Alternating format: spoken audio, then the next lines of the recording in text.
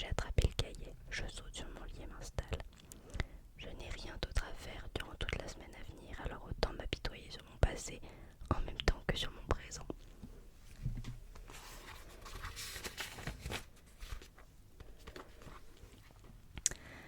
Chère Hélène, en présentant la cérémonie des Oscars, vous nous avez offert la plus belle émission de télévision de l'année dernière. Je ne crois pas vous l'avoir déjà dit. Le sketch de l'aspirateur m'a fait pisser de rire. Oh, et j'ai découvert un de vos nouveaux fans en la personne d'Atlas. Avant de me reprocher de l'avoir encore laissé entrer chez moi, laissez-moi vous expliquer comment ça s'est produit. Après la douche qu'il a prise hier, je ne l'ai plus revu le soir. Mais ce matin, il est revenu s'asseoir à côté de moi dans le bus. Il semblait un peu plus content que la veille car il m'a souri. Franchement, ça me faisait drôle de le voir dans les vêtements de mon père, mais le jean lui allait bien mieux que je n'aurais cru. Devine, m'a-t-il lancé en ouvrant son sac à dos. Quoi? Il en a sorti une pochette qu'il m'a tendue. J'ai trouvé ça dans le garage. J'ai essayé de les nettoyer pour toi parce qu'ils étaient couverts de poussière, mais c'est un peu compliqué sans eau. Je n'ai pas caché ma méfiance. Jamais je ne l'avais entendu tant parler. Finalement, j'ai ouvert la pochette et j'ai cru voir quelques outils de jardinage. Je t'ai vu creuser la terre il y a quelques jours. Je ne savais pas si tu avais beaucoup d'outils. Et comme ceux-ci ne servent à rien... Merci, j'étais plutôt choquée. J'avais possédé une truelle, mais le manche de plastique avait fini par se briser et ça me donnait des ampoules. J'avais demandé des outils à ma mère pour mon anniversaire l'année dernière et elle m'avait offert une énorme pelle et une binette. Je n'ai pas eu le courage de lui dire que ce n'était pas ce dont j'avais besoin. Atlas s'est éclairci la gorge avant d'ajouter d'un ton beaucoup plus calme. Je sais que ça n'a pas l'air d'un vrai cadeau, je ne l'ai pas acheté ni rien, mais je voulais te donner quelque chose. Tu sais, pour... Il n'a pas achevé sa phrase, alors j'ai refermé la pochette. Tu crois pouvoir les garder jusqu'à la fin des cours? Je n'ai pas la place dans mon sac à dos. Il l'a reprise et remise dans son sac à lui, s'est accoudé dessus. Quel âge as-tu? M'a-t-il demandé. 15 ans. Ça lui a donné l'air un peu triste. Je me demande pourquoi. Tu es en seconde? J'ai fait oui de la tête, mais franchement, je ne voyais pas quoi lui répondre. Je ne fréquente pas trop les garçons, surtout plus âgés que moi. Quand je suis gênée, je la boucle. Je ne sais pas combien de temps je vais rester là, a-t-il repris plus bas. Mais si tu as besoin d'aide pour le jardinage ou autre chose, rappelle-toi que je suis disponible quand on ne marche pas à l'électricité. J'ai éclaté de rire et je me suis demandé si j'avais raison de me marier alors qu'il se rabaissait ainsi. On a passé le reste du trajet à parler de vous, Hélène. Quand il a laissé entendre qu'il s'ennuyait, je lui ai demandé s'il avait déjà regardé votre talk show. Il a dit qu'il aimerait bien parce qu'il croyait que vous étiez drôle, mais qu'il fallait avoir l'électricité pour regarder la télé. Encore un commentaire qui n'aurait peut-être pas dû me faire rigoler. Je lui ai dit qu'il pourrait venir voir l'émission chez moi après le lycée. Je l'enregistre régulièrement sur mon disque dur et la regarde en faisant mes devoirs. J'ai décidé de boucler la porte d'entrée pour le cas où les parents rentreraient plus tôt, le temps de faire filer Atlas par derrière. Je ne l'ai plus revu jusqu'au trajet du retour aujourd'hui. Il ne s'est pas assis à côté de moi car Cathy occupait la place. J'ai eu envie de lui demander d'aller ailleurs, mais elle aurait cru que je craquais pour lui, ce serait fait une joie de le crier sur tous les toits. Alors je n'ai rien dit. Atlas s'est assis à l'avant du bus. Il est donc descendu avant moi, mais il m'a entendu en bas, mine de rien. Et là, il a rouvert son sac à dos pour me donner la pochette d'outils. Il ne m'a pas rappelé mon invitation à regarder l'émission, alors j'ai fait comme si ça allait de soi. Viens. Et il m'a suivi. J'ai fermé le verrou derrière nous. Si mes parents arrivent, va-t'en par la porte du fond pour qu'ils ne te voient pas. Promis, ne t'inquiète pas. Je lui ai demandé s'il voulait boire quelque chose. Il a répondu que oui. Je nous ai préparé un goûter, puis j'ai apporté le tout dans le salon. Je me suis assise sur le canapé tandis qu'il prenait le fauteuil de mon père.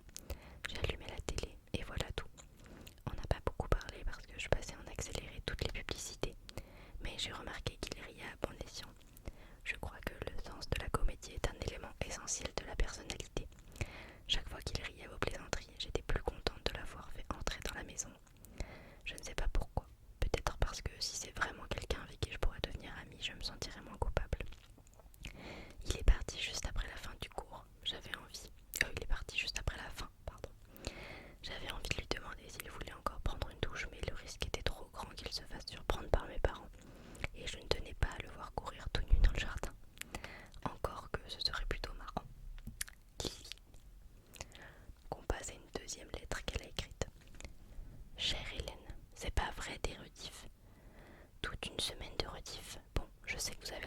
reposer un peu, mais j'ai une suggestion à vous faire.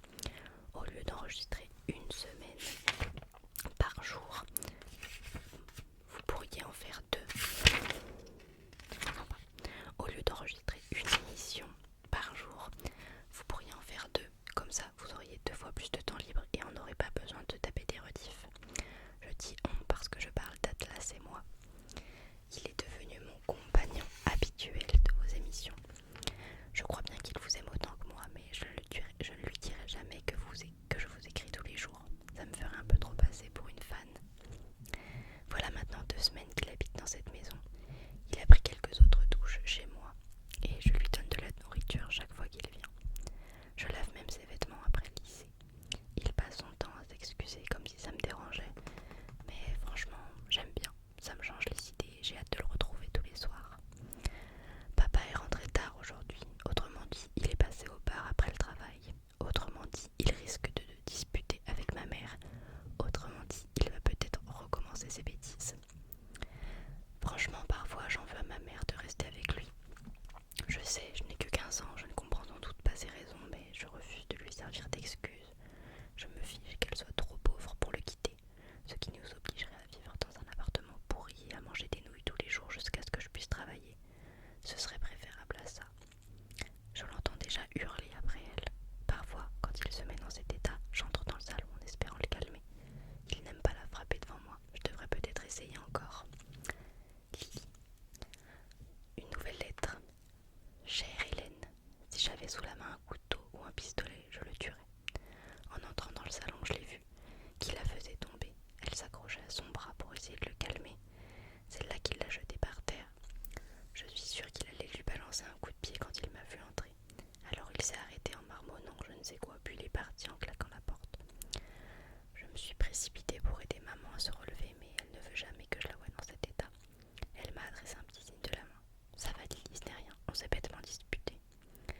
Elle pleurait et je voyais déjà la trace rouge sur sa joue, là où il l'avait giflée. Je me suis penchée pour m'assurer qu'elle n'était pas blessée, mais elle s'est juste agrippée au comptoir.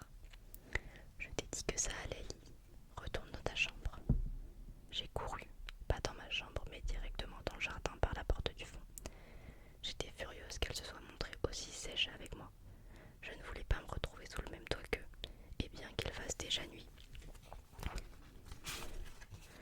Je suis allée dans la maison où vivait Atlas et j'ai frappé à la porte. Je l'ai entendu s'approcher comme s'il avait heurté un meuble au passage. C'est moi, Lily, ai-je murmuré. Quelques secondes plus tard, il m'ouvrait, jetait un coup d'œil derrière moi, puis à gauche et à droite. Ce n'est qu'en regardant mon visage qu'il s'est aperçu que je pleurais. Ça va, m'a-t-il demandé. Je me suis essuyé les yeux avec ma manche tout en remarquant qu'il sortait au lieu de me faire entrer. Alors je me suis assise sur une marche du perron et il a pris place à côté de moi. Ça va, ai-je répondu, je suis juste furieuse, parfois ça me fait pleurer. Il m'a glissé une mèche derrière l'oreille et j'ai bien aimé ce geste. Du coup, ça m'a tranquillisée. Et puis il m'a passé un bras sur l'épaule pour m'attirer contre lui et poser ma tête sur son épaule. Je ne sais pas comment il est arrivé à m'apaiser sans dire un mot, mais voilà. Il y a des gens dont la seule présence suffit à calmer l'atmosphère et il en fait partie. Complètement à l'opposé de mon père, on est resté assis un moment jusqu'à ce que je voie la lumière de ma chambre s'allumer. Tu devrais y aller, m'a-t-il murmuré. On voyait ma mère aller et venir derrière la fenêtre comme si elle me cherchait. À ce moment, je me suis rendu compte à quel point on voyait ce qui se passait chez moi. En entrant à la maison, j'ai essayé de réfléchir à ce que j'avais pu faire au vu et au su d'Atlas depuis qu'il était là. M'étais-je baladé la nuit devant la fenêtre allumée parce que je ne porte qu'un t-shirt pour dormir? Le plus dingue, Hélène, c'est que j'en venais à l'espérer. Je ferme le journal quand l'analgésie commence à agir. J'en lirai davantage demain, peut-être, parce que si je revis les horreurs que mon père a pu infliger à ma mère, ça va me faire bouillir. Alors que l'évocation d'Atlas me rend triste, j'essaie de m'endormir en pensant à Ryle, mais là ça me fait bouillir et me rend triste à la fois.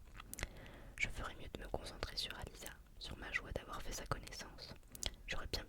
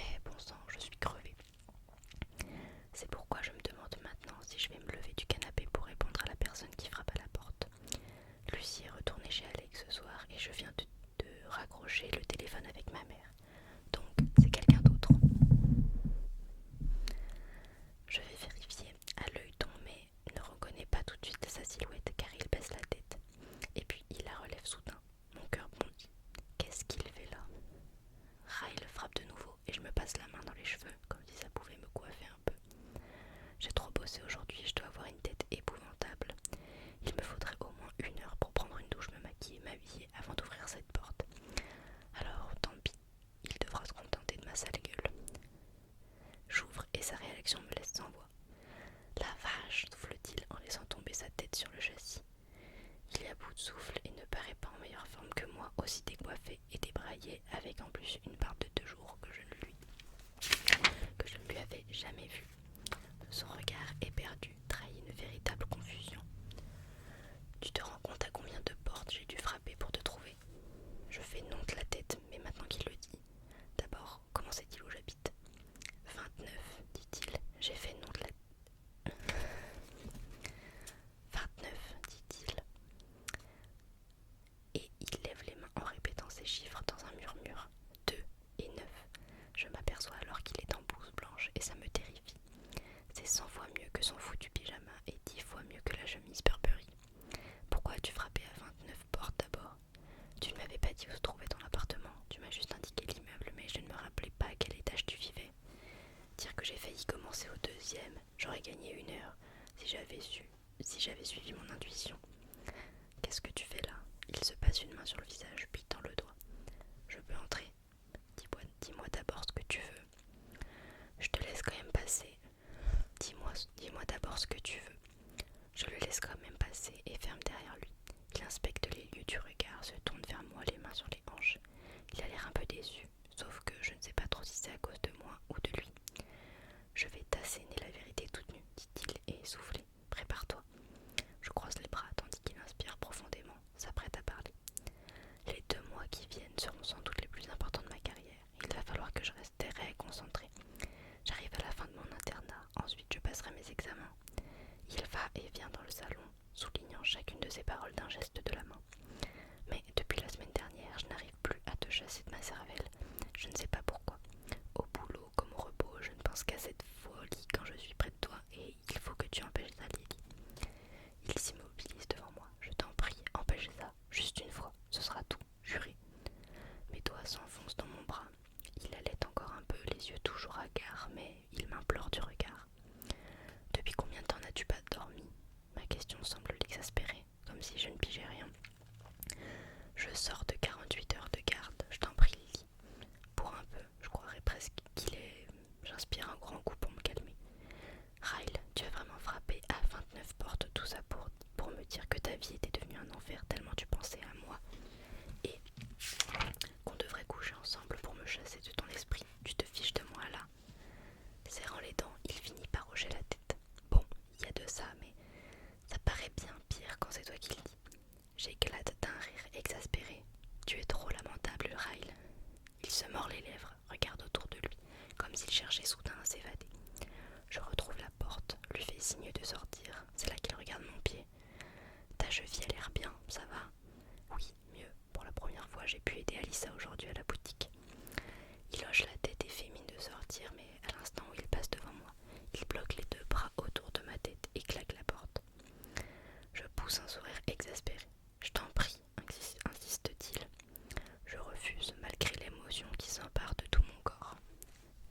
Je suis vraiment douée, tu sais, dit-il dans un sourire. Tu n'auras presque rien à faire.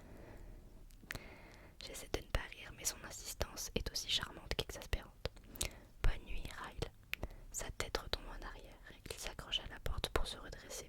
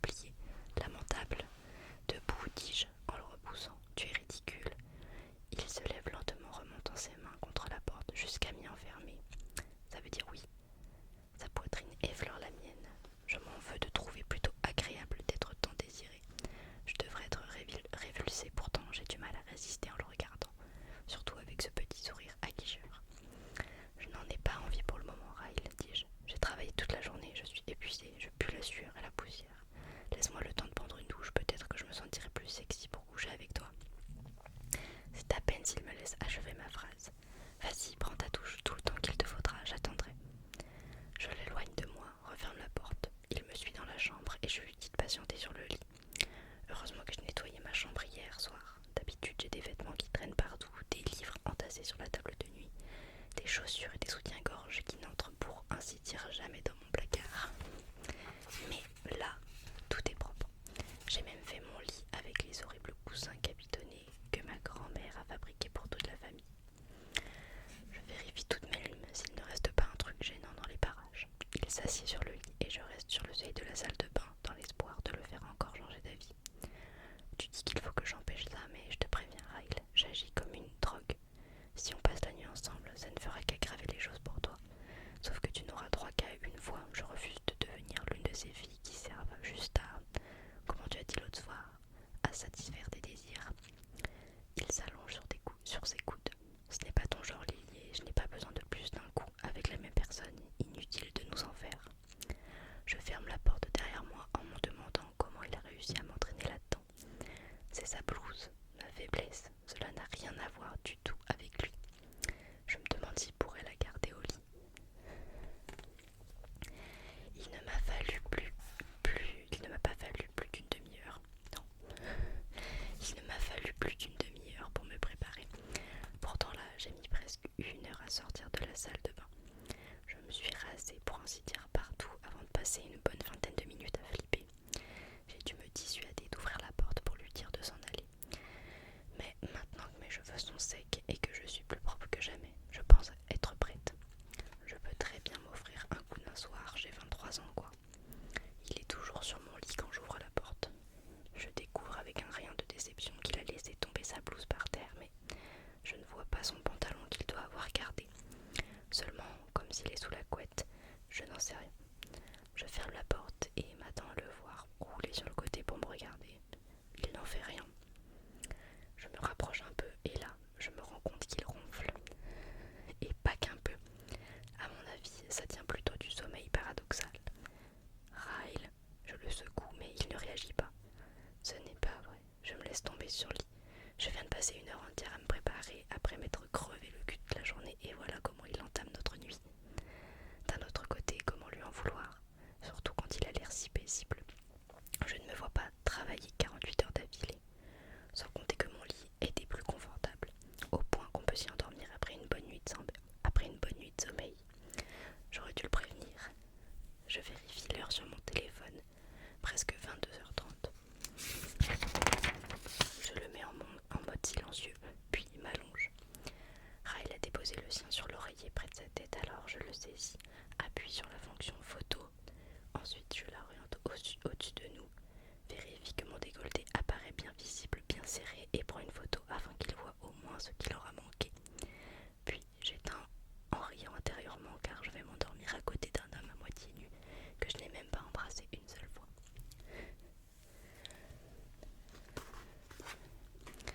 Avant d'ouvrir les yeux, je sens ses doigts remonter le long de mon bras. Je réprime un sourire tout en faisant mine de dormir encore. Sa main se promène sur mon épaule, s'arrête juste au bord du cou, à hauteur du petit tatouage que je porte depuis la fac. Juste le tracé d'un cœur entrouvert sur le haut. Il le contourne puis y pose les lèvres. Mes paupières se crispent. Lily.